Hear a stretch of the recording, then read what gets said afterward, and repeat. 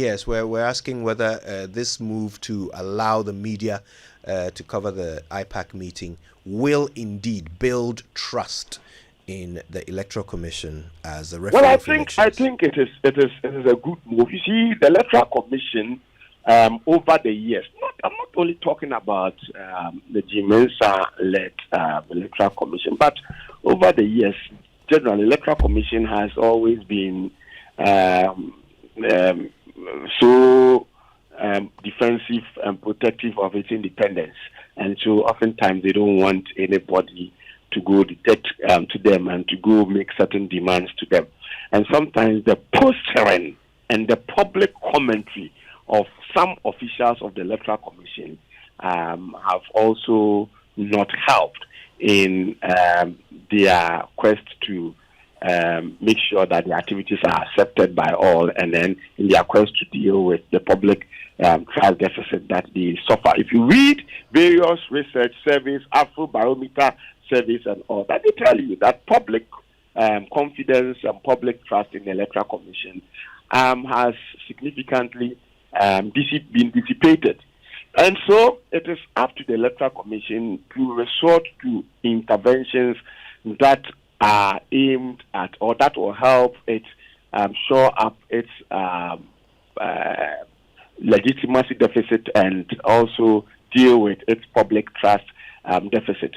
And so if the NDC meet this call that whatever IPAC meeting there is should be, you guys in the media should be allowed to go and view it and possibly show it live, and then the Electoral Commission has acceded to this demand. I think it is a decision in the right direction that, in my view, would help everybody to know that, well, there isn't anything untoward happening.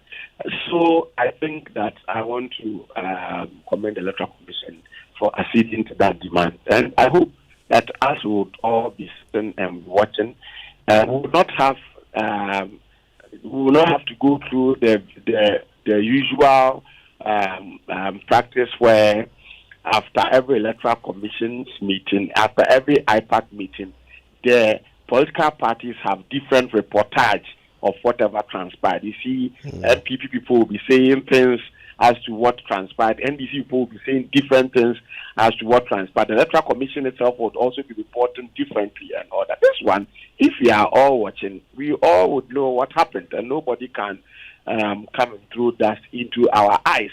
If some political parties are being too unreasonable, Ghanaians will know. If the Electoral Commission is overly also doing things that are not acceptable, Ghanaians will know. If politicians are lying, Ghanaians will know. So for me, it is good. It is all in the interest of ensuring transparency and accountability in the election management enterprise. Now, we know that this will reach the party that has evidence of errors in the voters' roll to present that evidence to the EC. How do you anticipate this will go? I mean, the posturing has been quite confrontational so far. It has not been a matter of simply correcting a provisional register, which is what should be happening at this point. It has been more of an issue of raising challenges and defending oneself against challenges raised. How do you expect this meeting to go? Is it going to be a smooth process, or do you anticipate some chaotic side effects? Well, I don't know whether you are aware of what happened among political actors in Ghana. Publicly, they are confrontational, but when they meet behind the scenes, they are peaceful. And so, in spite of the public confrontation and some of the harsh words that have been used, what I know after coordinating Ghana Political Parties program for about 10 years is that when they are outside, they speak a certain language. But when they are together, they are civil and decorous to themselves. So I believe that the NDC and the other parties that have challenges with the voters' role, they will be erudite and decorous in articulating their problems. And I want to also believe that the Electoral Commission would also return courtesies to them. And at the end of the day, what we are looking for is that there should be a resolution of some of the issues that have been raised that have the potency to undermine the voters' role. If they are resolved, I mean, we are all happy. So I don't anticipate that there will be confrontation, and it is not the first time that the opposition is confrontational in its public dealing or public speaking to the Electoral Commission. Every opposition, the history of Ghana for the public show that all the opposition parties are confrontational in the way and manner they deal with the Electoral Commission, especially when they're talking to them, outside the confines of formalized IPAC meeting. What I do not expect, or what for me is now creeping, is now the tendency for people who work among the top echelons of the Electoral Commission to also be responding to the political parties in equal measure. I mean, that is not them. I recently heard someone making some very ridiculous comments about quality of the voters' role in the 2016 elections, and also making some innuendos and casting certain insinuations against the opposition, the National Democratic Congress. And I was surprised and disappointed. I said, who wrote this statement for this man? Because he spoke out of character. To tell the NDC that maybe this is the first time they are taking the voters' role seriously, and that in 2016 there were animals and trees even on the voters' role human beings, was something in my view that was so below the belt. And if indeed in 2016 you had animals and trees on the voters' role, and today you are priding yourself in it, then you are a disappointment. You should be out of job conceding this and trying to even talk about it publicly. When there were animals and trees on the voters' roll, what did you do to address that? Clearly, he spoke out of character, and I'm thinking that you always need people like him who are calm and sober, also as part of the top echelons of the Electoral Commission, so that they can calm down when tempers rise. And if all of them would want to be talking like Boss Masari, then the Electoral Commission itself would be deprived of its institutional peace. Because if you speak the same way the opposition is speaking, then there would always be tension, there would always be fire for fire. And like I said, you would not have your institutional peace to work. Now, Prof, I mean, the NDC, but before that, if you could kindly reposition yourself a little bit. Hello? Yes, it's better now. We can hear you. The NDC had earlier asked for an independent audit. The Electoral Commission is asking the political parties to meet at IPAC with their IT experts, who would then meet the Electoral Commission's IT experts. Some will say, can't the Electoral Commission just grant the demands by having, for instance, what happened in 2015, get a neutral team to assess all the concerns and then decide whether there is a case or not? Wouldn't that be better? You have been engaging the Electoral Commission about this. First of all, take note that NDC was talking about forensic audit. Okay. Now, forensic audit, first of all, it's not... Prof, if you could kindly reposition yourself. So, hello.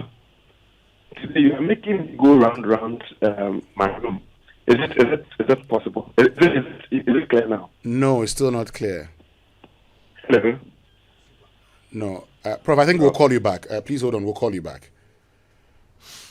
So yeah, that's Professor Ransford Jampo, Professor of Political Science, University of Ghana, President of the University Teachers Association of Ghana, UTAG, for the University of Ghana chapter, giving us some insights into what we can expect from this IPAC meeting that's to happen today. We'll be bringing you live coverage of that meeting, of course, from about, very soon actually, from about 9:30 you can pick up analysis of that on Joy News, and then from 10 o'clock we will bring you live coverage. Prof. Jampo, I think we have back on the line. Yes, Prof, please go ahead. Hello, is it fine? Yes, it's better now. So it was your line. It was your line. You don't get good lines. Go and get good lines for yourself. Anyway, so I'm saying that the opposition NDC was asking for a forensic audit of the voters' roll. First of all, take note that forensic audit would establish culpability. Who did what? Was it deliberate or inadvertent and all that? Now, do you think that if somebody, I'm not saying somebody did something deliberately wrong, but assuming somebody deliberately did something wrong to compromise the integrity of the voters' roll, you think that the person would easily accede to your demand that there should be a forensic audit? You know what? Okay, that is number one. Number two, our electoral laws do not permit anything called forensic audit. If you go to Kenya, it is part of the electoral rules that you can appoint independent or people to go and do forensic audit, but ours do not. But that aside, some of the interventions that are there to ensure the integrity of the voters' roll are themselves a form of audit that, if resorted to, if you go through them, you'll be able to audit the process and then ensure that the right thing is done, problems with the rule are fixed. Beyond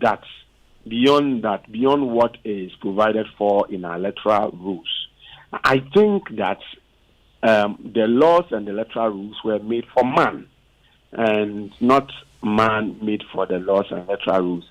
And so if it gets to the point where such calls for those kinds of audits become so pronounced and become so necessary and become so sensible, then we can at the same time accede to those calls if they are calls that will bring about peace. So it depends on the circumstances surrounding the calls that are being made. I'm sure that the Electoral Commission believes that with an IPAC meeting, the most important thing is that the NDC and the other parties are insisting that the challenges of the voters' roll be dealt with. And the Electoral Commission, in its wisdom, believes that an IPAC meeting with all those who have problems with the rule can help presenting those problems, can help in addressing those problems. And I don't have it as an information that the NDC has refused to attend this particular IPAC meeting. So to the extent that the NDC has not objected the proposal that they attend the IPAC meeting and make known their demands and challenges and bring to light some of the problems they found with the voters' roll, I want to believe that they also believe that what the Electoral Commission is doing is another route through which the challenges that they have identified could be addressed. So, at the end of the day, if that route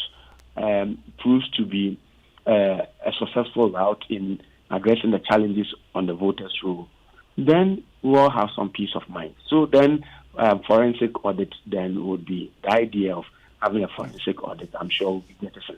But like I said, take note that if you're asking for forensic audits, part of the objectives of a forensic audit will be to establish culpability. And ideally, if somebody has done something wrong, it will be difficult for the person to easily accede to the demand for forensic audit. Right. I want to thank you very much for your time and your patience with our bad line.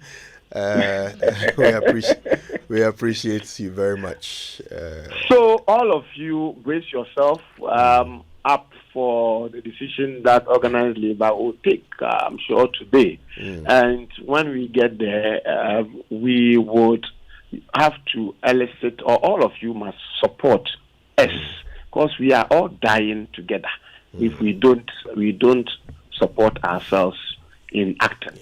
And then also, let me make the point, those who have been arrested and have been remanded for 2 weeks, I think that the 2 weeks is too much a show of high-handedness. I don't believe in hooliganism. I don't believe in lawlessness. But I think that if you put the kinds of things that the people were out there demonstrating against, vis-a-vis what they are supposed to have done that led to the arrest and 2 weeks remand, I think that it's too much. That punishment is too much. And then I think that the judiciary itself must also know that these guys out there were fighting for them. Because tomorrow, if we are all going to be drinking mad, the judiciary would also be drinking same. So some of these things we should, if people are fighting for a just cause, the society within which they live must be supportive. When Ivorians were chasing out their head of state, is it General Gay, the soldiers were shooting at them. They kept shooting. It got to a time they realized that, look, these people who are still marching on us, they are our own relatives, and they are also fighting for something we also don't like. So the soldiers had to put down their arms and to join the demonstrators. And so it's not a matter. What were they doing? They were not out there stealing. They were demonstrating that the right thing be done so that we all don't die. So I appeal to the judges and those people who are involved in this that it's too much high-handedness, and they should rethink the punishment and possibly give them bail, and then let us have a national conversation about how some of these things can be addressed. I can tell you, Prof. Jampo, that many like-minded or right-minded Ghanaians are looking to labor to show strength. This is indeed an important life or death matter. It's a campaign that must be won, or we all perish. So we certainly will keep an eye on your meetings, your deliberations, your decisions, your actions. Thank you very much for your time. Thank you. Pleasure for having me.